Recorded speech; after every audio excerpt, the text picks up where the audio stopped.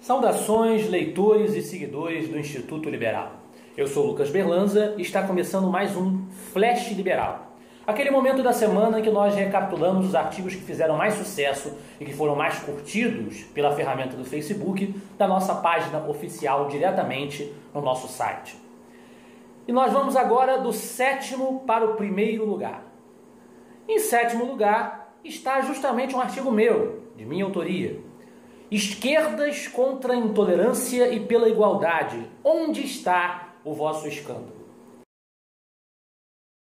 Que é um artigo em que eu pego uma situação que ocorreu durante a sabatina ao indicado ao STF, Fachin, que infelizmente foi aprovado pelo Senado agora essa semana, em que o senador Caiado estava como oposição inquirindo o Fachin e a senadora do PCdoB, a Vanessa Judson, se eu não estou me equivocando no nome, é um nome diferente, ela chamou o senador Caiado de autista. Ele é autista, ele não está escutando. É uma demonstração, e depois o Caiado, com a postura que ele adotou, se mostrou muito mais respeitoso em relação aos autistas.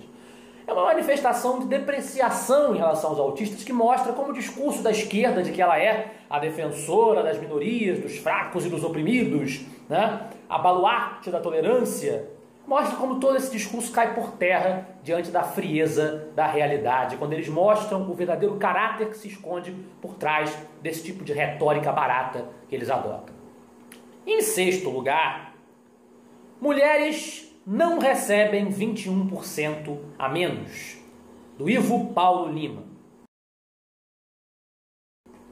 É um artigo em que o Ivo desmonta, a partir de dados numéricos, quantitativos, desmonta a teoria que foi propagandeada por aí, de que as mulheres propositadamente recebem menos por parte dos empresários. Ele defende que não é nada disso, que o que está por trás do pagamento, da orientação das diretrizes das empresas por parte dos seus proprietários, dos seus donos de meios de produção, como diriam os marxistas, o que está por trás disso é uma lógica econômica, uma lógica calcada na produção e não uma discriminação com base em gênero sexual. Isso é mais um discurso levantado pelas feministas, que normalmente têm um ideário bastante coletivista, bastante antiliberal, para apoiar os seus pontos de vista extremados, belicistas. Em 5º lugar, indicação de um Justice para a Suprema Corte. É um artigo do Leonardo Corrêa,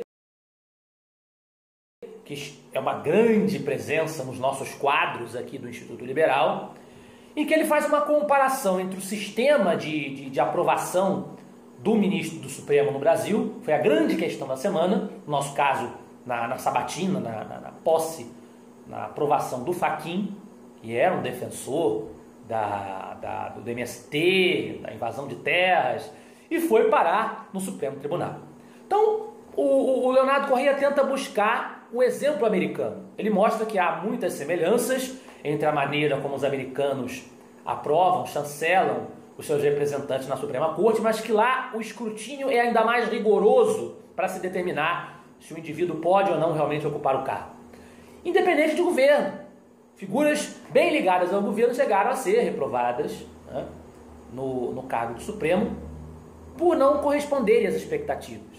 E isso leva a uma transparência muito maior na questão da separação dos poderes, do equilíbrio dos poderes. Então, como nós estamos sempre nos preocupando com isso aqui no Brasil, na América Latina como um todo, com essa sucessão de regimes populistas que desprezam esse pequeno detalhe que Montesquieu já antevinha, né? É um exemplo interessante no qual nós podemos nos mirar. Em 4º lugar, como os impostos prejudicam os pobres, do Jefferson Viana.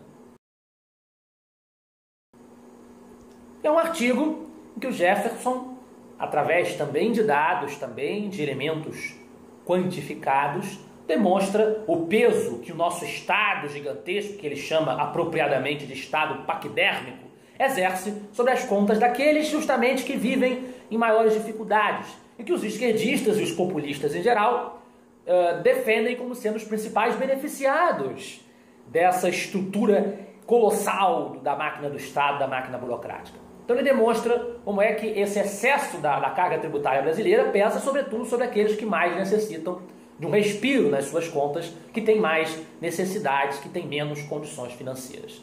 É sempre interessante mostrar como o capitalismo vem para o bem dos mais pobres e não apenas dos mais ricos, como se quer pintar na retórica dessa esquerda mais extremada, como diria o Roberto Campos, mais jurássica, com a qual nós somos obrigados a conviver aqui no nosso país, na nossa região.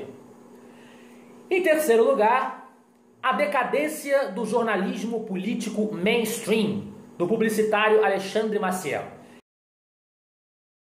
em que ele descreve um quadro, que é o quadro de que o nosso jornalismo é muito chapa branca em muitos sentidos, não denuncia a chave das questões, a matriz das questões, e muitas vezes adota uma posição que é favorável às ideias da esquerda, não propagandeiam os ideários liberais, e ele relaciona uma série de veículos e de jornalistas, inclusive na lista está o nosso querido Instituto Liberal, que merecem a atenção daqueles que buscam uma alternativa a toda essa situação, e o Instituto Liberal tem exatamente a missão de representar uma dessas alternativas.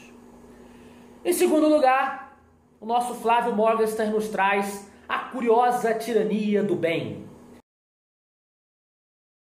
em que ele desmonta aquela falácia dos esquerdistas de que eles são os representantes da justiça, da moral, os representantes do bem, que para isso você deve confiar neles e entregar uma polpuda carga de poder nas suas mãos para que eles promovam a justiça social. Então o Flávio desmonta essa hipocrisia presunçosa e pedante das esquerdas com a maestria de que ele é tão capaz. E em primeiro lugar, na mesma linha do discurso do Flávio, o João César de Mello, mais uma vez ele, nos traz Socialismo e a Ética do Ladrão.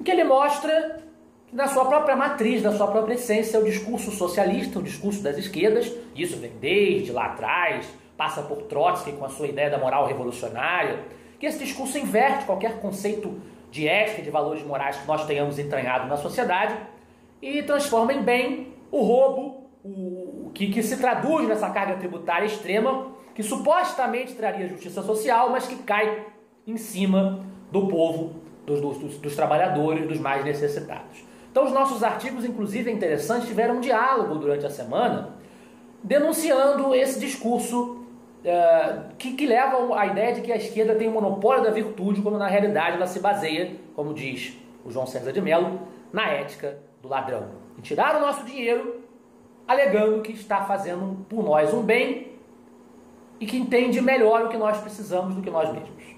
Esse é o recado da semana para os nossos seguidores. Eu espero que vocês tenham gostado. Os links vão aparecendo, das notícias vão aparecendo ao longo do vídeo. Se você está assistindo isso no YouTube, aqui embaixo você tem a relação completa. Se está assistindo no Facebook, você tem aqui em cima. Até semana que vem, quando nós estaremos aqui de novo, para te oferecer essa perspectiva liberal da realidade, da sociedade, dos fatos do nosso noticiário, do nosso cotidiano, porque você é a parte mais importante da sociedade. Até lá!